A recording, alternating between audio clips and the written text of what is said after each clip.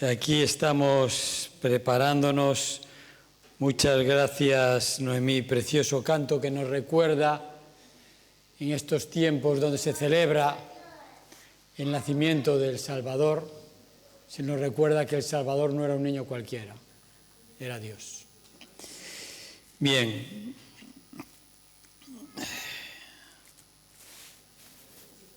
Vale, ya me lo pusieron aquí en pantalla. Bien. Vamos allá. Ok. Hoy os vengo a presentar un estudio bíblico, como dice Mariali. El plan divino para el desarrollo del carácter cristiano. Sí, es verdad, mis predicaciones son estudios bíblicos, Mariana. No sé predicar de otra manera. Es así. Continuamos. Esta es la 11ª parte. El tema que vamos a tocar pinceladas, porque son temas profundos, ¿vale? Ah, no, sí, no, es que no era yo el que andaba aquí porque lo tenía apagado. Vale. La humildad. La anterior vez habíamos visto la mansedumbre y dejamos la humildad a un lado.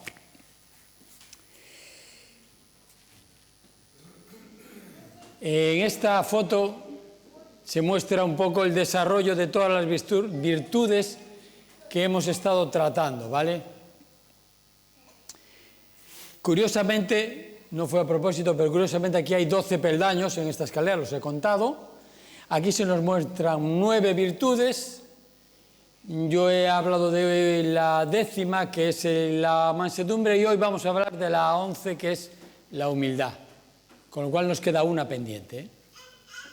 Luego os diré cuál será.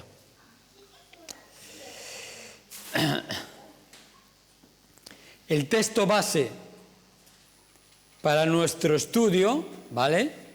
O nuestra reflexión, es el mismo de la última vez, que es Mateo 11, 28 al 30. Y es una invitación que nos hace Jesús a todos. Venid a mí, todos los que estáis trabajados y cargados, y yo os haré descansar. Llevad mi yugo sobre vosotros y aprended de mí, que soy manso y humilde de corazón, y hallaréis descanso para vuestras almas, porque mi yugo es fácil y ligera mi carga. Este versículo ya lo hemos analizado la otra vez. Lo que quiero ahora que veamos es el contexto de esta invitación. Porque Jesús hizo esta invitación. Y el contexto se nos inicia en el versículo 20. Y nos dice: luego Jesús comenzó a amonestar a las ciudades en las cuales había hecho tantos milagros, porque no se habían arrepentido. Bueno, ya os voy adelantando que mi próximo tema será el arrepentimiento. Arrepentimiento del griego metanoia. No tiene que ver con algo externo, sino que tiene que ver con un cambio de forma de pensar, de motivación y de propósito. Y aquí Jesús está amonestando a todas esas ciudades donde había hecho tantos milagros, porque no habían entrado en este, voy a decirlo ya, proceso.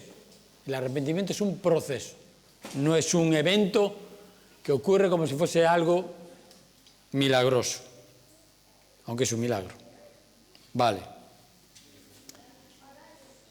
Siguiente versículo nos dice Mateo 11, de 21 al 24. Vamos a leerlo, es un poquito largo, pero lo necesitamos leer para entender el contexto. ¿Qué aflicción les espera a Corazín y Betsaida? Pues si en las perversas ciudades de Tiro y de Sidón se hubieran hecho los milagros que hice entre ustedes, hace tiempo sus habitantes se habrían arrepentido de sus pecados, vistiéndose con ropa de tela áspera y echándose ceniza sobre la cabeza en señal de arrepentimiento.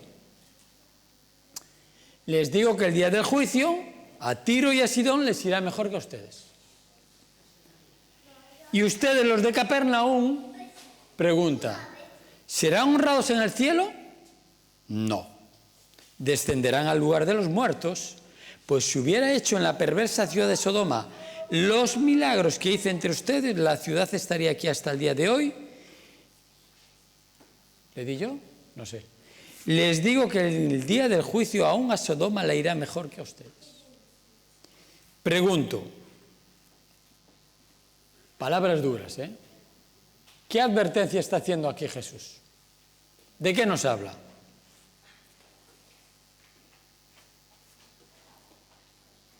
Básicamente nos dice que seremos juzgados por la luz que hemos recibido. El que es ignorante, Dios lo va a perdonar. Dios medirá la vida de los seres humanos según las oportunidades que hayan aprovechado o descuidado. La responsabilidad será juzgada en proporción directa con la manera en que los seres humanos han empleado la luz que Dios les ha dado. Y vamos a confirmar esto por el Espíritu de Profecía, porque no quiero que sean mis palabras las que hablen, ¿vale?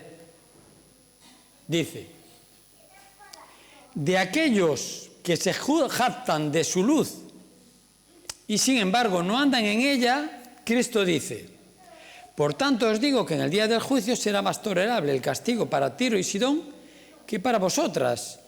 Y dice, y tú, Capernaum, y lo que está entre corchetes no es algo que se ha añadido, es algo que escribió ella, pero lo puso entre corchetes para indicar que representa a Capernaum. Adventistas del séptimo día, que han tenido gran luz, que es levantada hasta el cielo, en materia de privilegios, hasta el Hades serás abatida, porque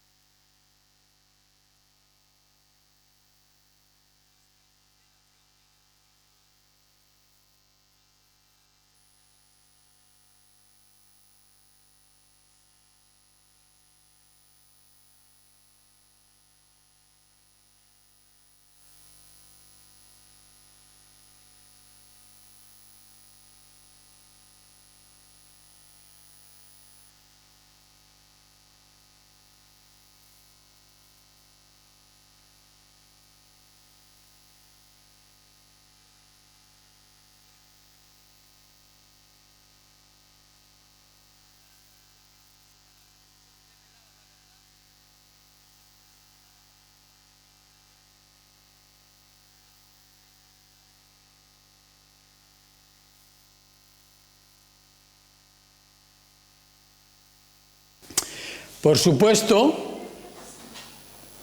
nos habla de descuidar las oportunidades enviadas por el cielo. Con lo cual Dios va a perdonar la ignorancia, pero no la ignorancia voluntaria. ¿Qué quiere decir la ignorancia voluntaria? La que yo no he querido saber más para que no sea juzgado. O la que yo aún sabiendo, ¿verdad? Como nos dice Santiago, dice, el que sabe hacer lo bueno y no lo hace, es pecado. Es decir, sabiendo lo que debo hacer, no lo hago, tengo luz. Si tengo luz, Dios me va a juzgar en base a esa luz. Dios no va a ser injusto nunca. ¿Vale? Y como bien dijo Noemí en su canto, Dios no vino a condenar al mundo. Vino a salvarlo.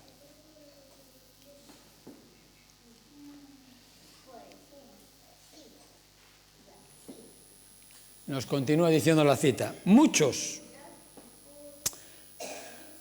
Yo sé que esto no va a ser así aquí, pero dice, muchos que no han tenido los privilegios que nosotros hemos tenido, irán al cielo antes que aquellos que han tenido gran luz y no han caminado en ella. Yo sé que esto no va a pasar aquí, pero está ahí la advertencia, ¿vale? La advertencia queda ahí. Dios no advierte no va a hacer nada sin antes advertirnos, ¿verdad? Continúa diciendo, muchos han vivido de acuerdo con la mejor luz que han tenido y Dios los va a juzgar conforme a esa luz que han tenido. Y tenemos que tener claro que cada cual tendrá la luz necesaria para tomar una resolución consciente. Nadie va a tener excusa para decir, es que yo no sabía, es que a mí no me dijeron. Algunos podemos pensar, ¿y las tribus de África, que no les llega allí el Evangelio, cómo hacen? Dios habla con esas almas a través de la conciencia. y ellas serán juzgadas en base a esa luz. Bien, continúa el contexto diciéndonos, Mateo 11, 25 al 27. En aquel tiempo, respondiendo Jesús, dijo: Te alabo, Padre, Señor del cielo y de la tierra, porque escondiste estas cosas de los sabios y de los entendidos y las revelaste a los niños. Sí, Padre, porque así te agradó. Todas las cosas me fueron entregadas por mi Padre, y nadie conoce al Hijo sino el Padre, ni al Padre conoce a alguno sino el Hijo, y aquel a quien el Hijo lo quiere revelar. Aquí da la impresión de que tenemos un Dios caprichoso y egoísta que solo se revelará a Él a quien le dé la gana. ¿Será que Dios no se quiere revelar a los sabios entendidos? ¿Será que Dios le escondió las cosas a propósito para que ellos no sepan? Vale. Pregunta, ¿a quién quiere el Hijo revelarse? No, a los niños. Dice, ¿se las revelaste a los niños? Estamos entrando en el tema, ¿vale? Esto es una introducción. Estamos entrando en el tema.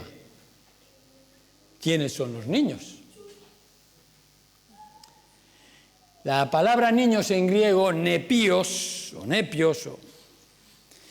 quiere decir los menos instruidos o dotados, los de mente sencilla y disposición confiada. En contraste, ¿quiénes son los sabios entendidos? Los que están envanecidos en su saber y no sienten necesidad espiritual.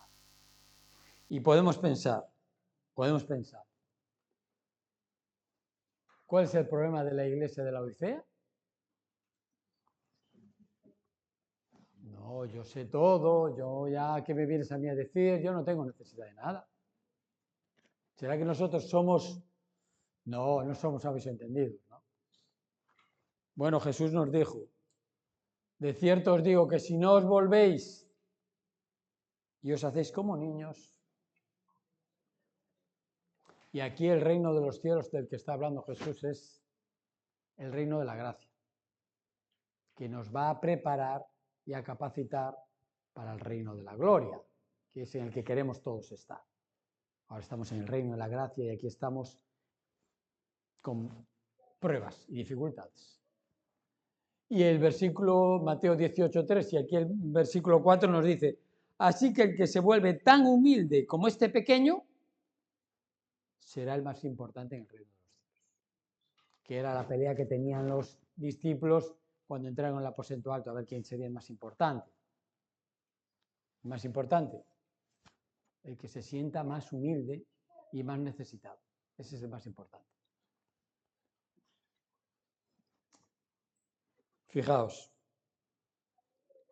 resumiendo el contexto de esta invitación es, Dios quiere revelarse a todos porque la invitación es a todos. Venid a mí todos los que estáis trabajados y cargados. Para que se cumpla el propósito que hemos hablado, aunque no lo he comentado, que el propósito de Dios es reconciliarse, nosotros que nos reconciliemos con nuestro Creador y vivamos en armonía con su voluntad. Pero para ello tenemos que reconocer humildemente nuestra incapacidad en nuestro estado carnal para entender el reino espiritual de Dios y para enfrentar las dificultades que nos presenta la vida cristiana o el camino cristiano. Es decir, que necesitamos entender y aceptar nuestra total dependencia de Dios. Y ahora entramos en el tema. Ahora entramos en el desarrollo del tema. ¿Vale? Hemos hecho una introducción. La palabra humildad viene del griego tapeino frosune, que quiere decir humildad de mente. Muchas veces se confunde la humildad con una situación social, de pobre, de necesitado. No, la Biblia no habla de eso. Tapeinos, humilde, humillado por alguna circunstancia, es estar en una posición baja, ser modesto. Y fren significa mente, pensar. Con lo cual significa tener una opinión humilde de uno mismo. Para los antiguos griegos, la humildad era un defecto y no una virtud. La pregunta es, ¿y hoy en día? ¿Cómo se considera la humildad? Vale. Es una actitud del corazón, no simplemente una conducta externa.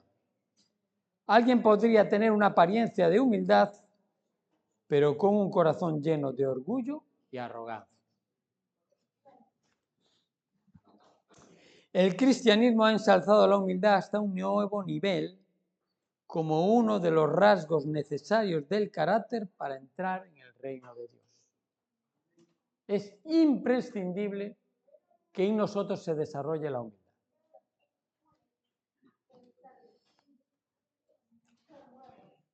La humildad debe desarrollarse en dos dimensiones. La vertical, para con Dios.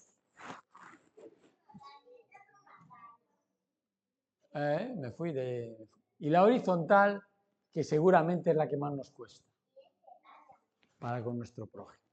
Porque muchas veces, como dijo Juan, ¿no? El que dice que ama a Dios y aborrece a su hermano, ¿cómo que no? ¿Cómo que no? Vale, vamos a empezar a desarrollar.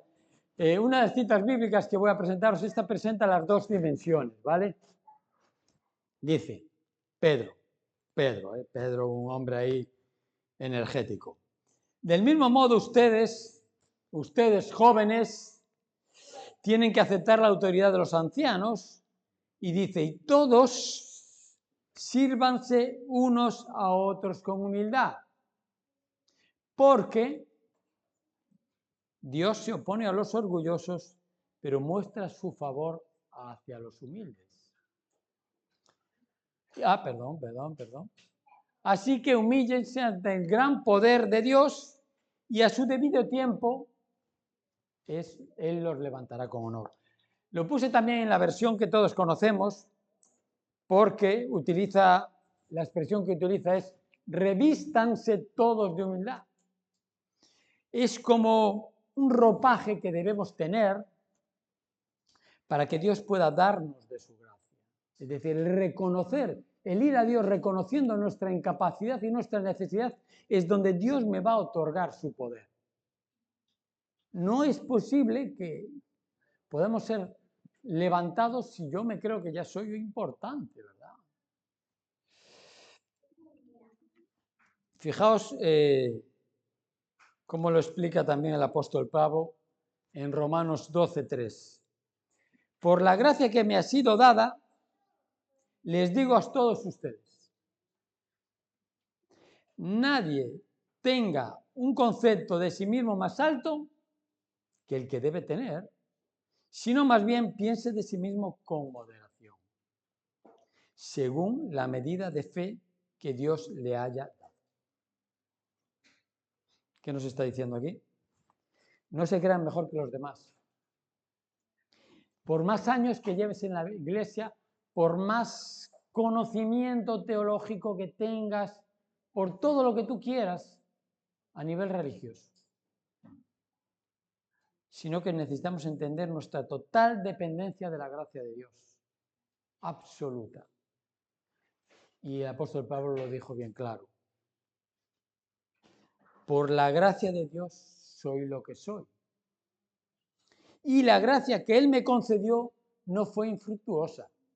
La gracia no te deja tal como estás. Al contrario, he trabajado con más tesón que todos ellos, aunque no yo, sino la gracia de Dios que está conmigo. Aquí nos está hablando de tener una actitud mental de dependencia.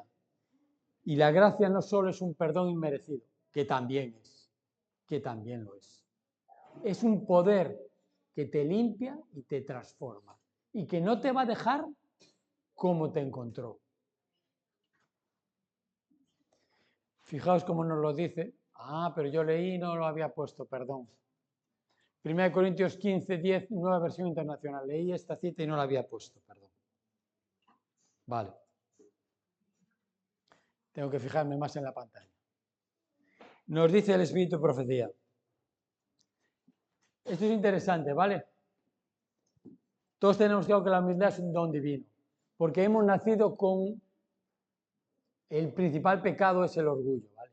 Eso está bien profundo y bien metido en nosotros, muy profundo.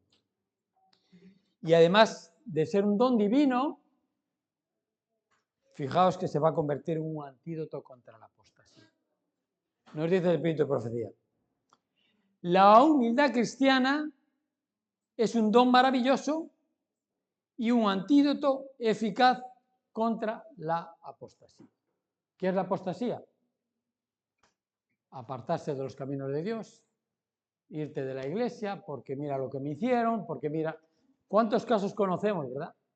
Orgullos heridos que se van porque pasó esto, pasó lo otro, y yo no digo que no haya pasado, pero necesitamos desarrollar esta virtud, hermanos, para que no se produzca ese apartamiento de los caminos de Dios. Continúa. La gracia de la humildad otorgada por medio de Cristo Jesús inducirá al hombre imperfecto a descubrir sus imperfecciones y a prepararlo para participar de la herencia de los santos, donde Dios es todo y está en todo. ¿Qué es lo que hace la gracia de la humildad? Nos descubre nuestras imperfecciones. Fijaos, lo primero que hace el Espíritu Santo, me convence de pecado. Me dice, mira, esta es la mancha que tienes. Pero luego, ¿qué hace? Me prepara, me limpia. Continúa otra cita. Esto es importante, ¿vale? Cuanto más cerca estemos de Jesús, cuantos más años estemos aquí, cuanto más hemos profundizado en el conocimiento de la palabra, más clara y nítida será la impresión de nuestros propios defectos. Que antes ni siquiera percibíamos. Y entonces veremos, sentiremos, suplicaremos la necesidad de ser humillados para quedarnos bajo la poderosa mano de Dios. La pregunta es, ¿para que nos debemos humillar bajo la poderosa mano de Dios? La cita dice, los que con voluntad sincera y corazón contrito, dolido, contrito es dolido por el pecado que mora en él, se esfuerzan humildemente. ¿Para que nos debemos humillar bajo la poderosa mano de Dios? Para vivir a la altura de los requerimientos de Dios. Para eso nos debemos humillar. Para vivir a la altura de los requerimientos de Dios, son considerados por el Padre y el Hijo, nos ama, los dos, con amor compasivo y tierno. ¡Wow! De tal manera amó Dios al mundo. Él otorga los dones y el hombre los recibe, o las personas los recibimos. ¿Para qué? Para actuar con el poder de la gracia de Cristo como agentes vivientes.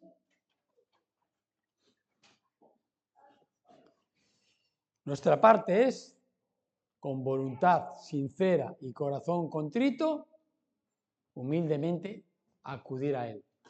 Tal como estamos, sea lo que veamos que tengamos. Seguimos. Esto es una cosa que necesitamos primeramente, ¿vale? para acudir a Él humildemente, primeramente, esto es una invitación tremenda que no es fácil, ¿vale? Dice, venid, luego, dice Jehová, y estemos a cuenta. Confesemos, reconozcamos. No es posible sanar a un enfermo que no reconoce su enfermedad. No es posible que yo sea limpiado de mi orgullo y mi egoísmo si yo pienso que yo no tengo orgullo ni egoísmo. Esta es una invitación que no es fácil, que solo el Espíritu Santo la va a producir y la va a llevar a cabo, porque Él es el que produce en nosotros tanto el querer como el hacer. Si tus pecados fueran como la grana, igual como estés, como la nieve serán emblanquecidos, y si fueran rojos como el carmesí, serán como blanca lana. Esta es una promesa tremenda, ¿vale? Ahora vamos con la humildad en relación con mi prójimo. Después de entender que debo tener humildad y mansedumbre, van unidas, aunque hoy estoy tratando la humildad, ya tratamos la mansedumbre, en mi relación con Dios, para que se haga su voluntad en mi vida, también necesito desarrollar humildad en mi relación con mi prójimo. ¿Con qué propósito? Ayudarlo en la preparación para el reino celestial. Necesitamos edificarnos unos a los otros.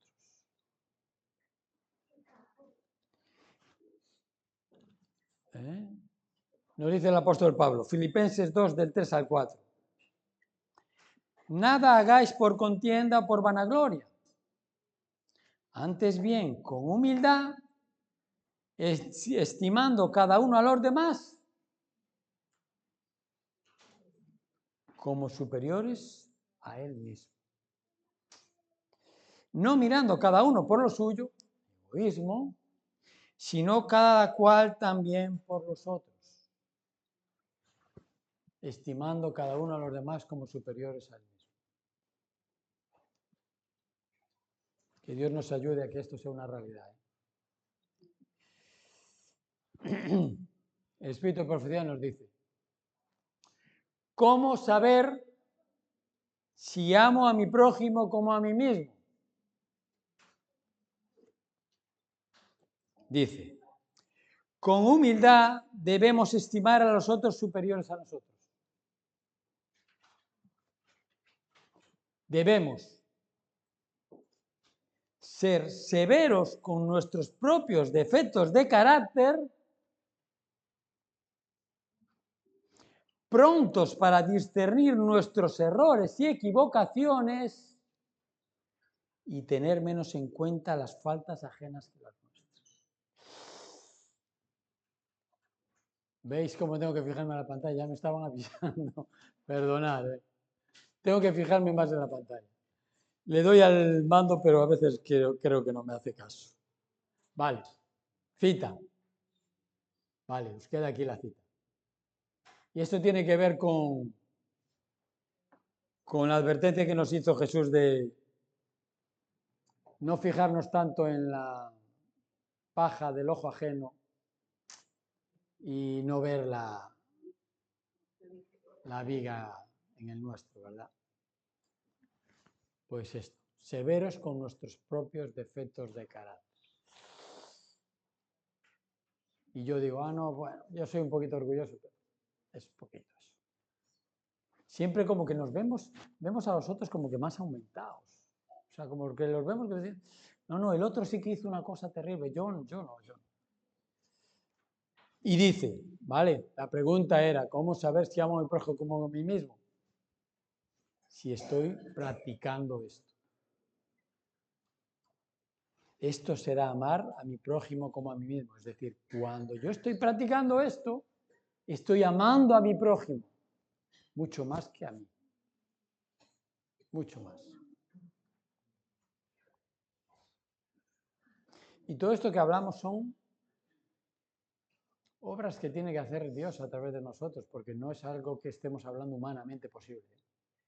Si aquí debemos venir aquí es a presentar el poder de Dios que puede obrar en nuestras vidas, no lo humano. Lo humano sabemos que es defectuoso y esto no se va a dar nunca, nunca. Nos dice el apóstol Pablo en Efesios 4, 1 al 2. Yo pues encarcelado por servir al Señor, os ruego que viváis y actuéis como es digno de quienes han sido llamados a pertenecer a Cristo. Y dice, ¿cómo debemos vivir y actuar? Seamos siempre humildes y amables, seamos pacientes unos con otros y tolerémonos nuestras faltas con amor.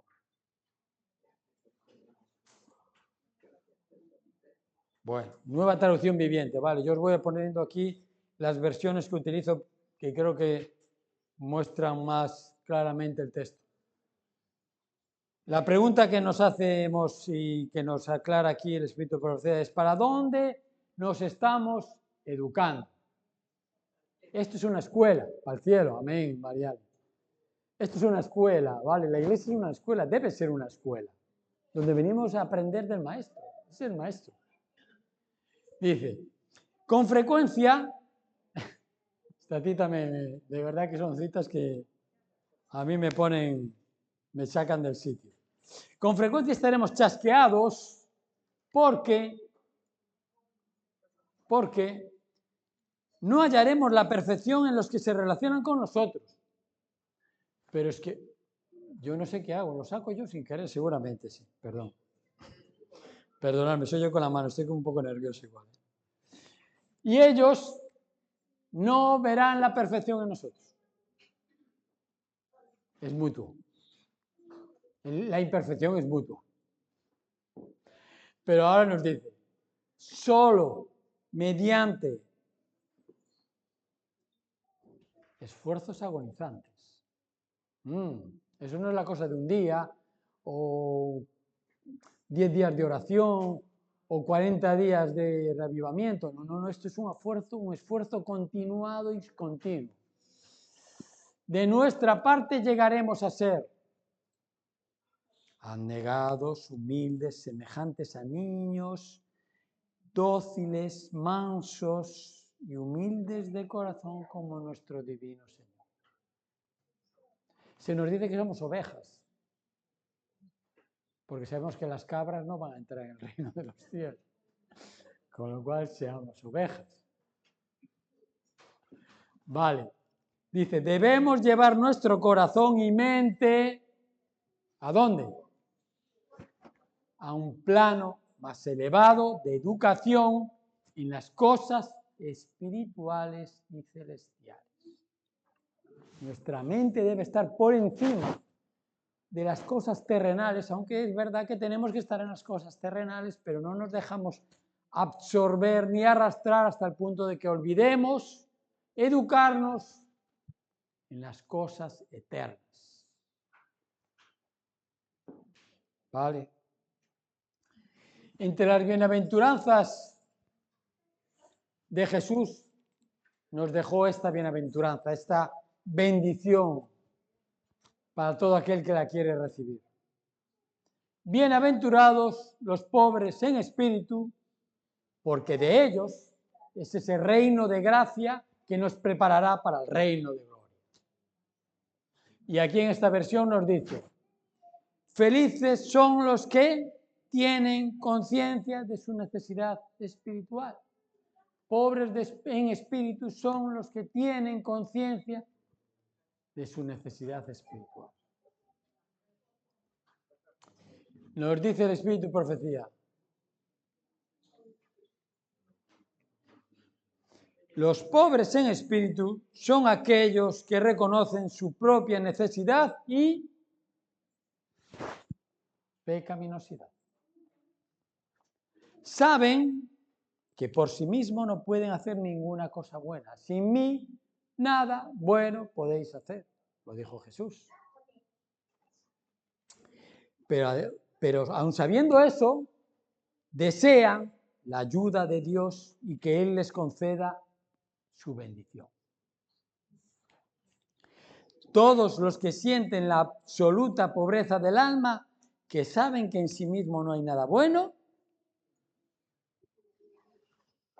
podemos hallar justicia y fuerza acudiendo a Jesús.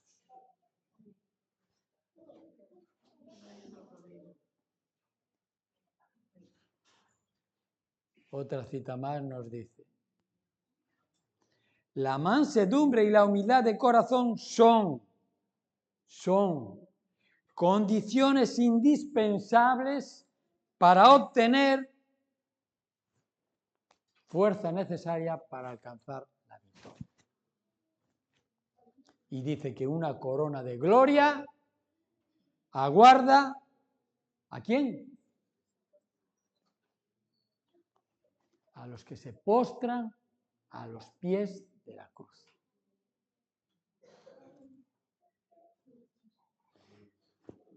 Finalizamos con esta cita, ha sido cortito. Y a mí me gusta hacer, los sermones me gusta que sean intensos pero cortos, porque yo sé que lo largo ya cansa. Colosenses 3, os digo la verdad, Colosenses 3, Romanos 12 para mí son mis citas bíblicas de cabecera. O sea, es como la necesito todos los días. Se me fue, ¿verdad? Perdón. Soy así un poco manoso. Vale. Vestíos pues como escogidos de Dios. ¿Cuál es nuestra vestimenta? Como hijos de Dios. Santos y amados, de entrañable misericordia, de venir. Perdón. Bien, de entrañable misericordia, de benignidad, de humildad, de mansedumbre, de paciencia. ¿Qué más? Soportándoos unos a los otros y perdonándoos unos a los otros si alguno tuviera queja de otro. ¿Vale? De la manera que Cristo os perdonó,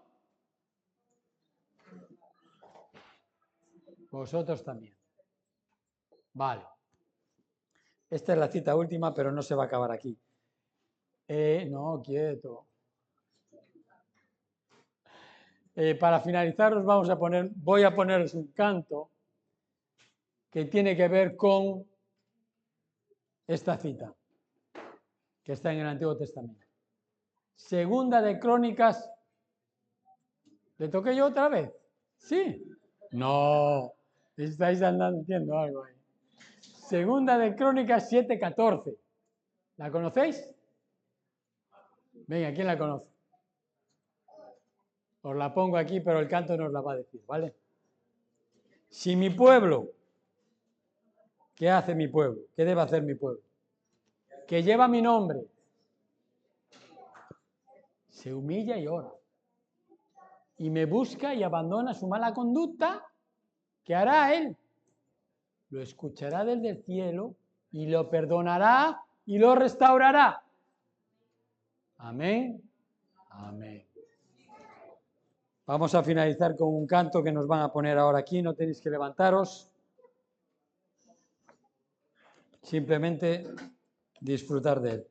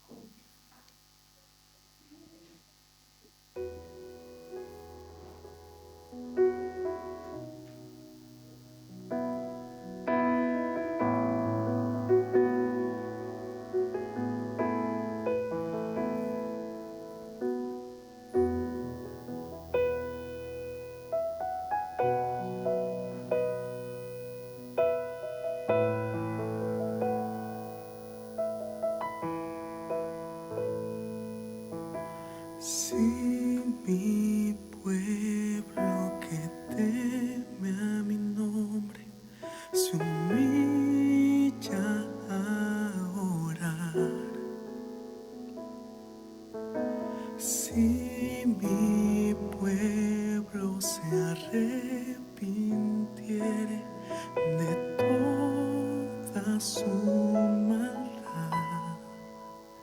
Yo los oiré y los perdonaré, sanaré la tierra y sus heridas, y me levantaré, los defenderé, defenderé al pueblo que alaba hoy mi nombre.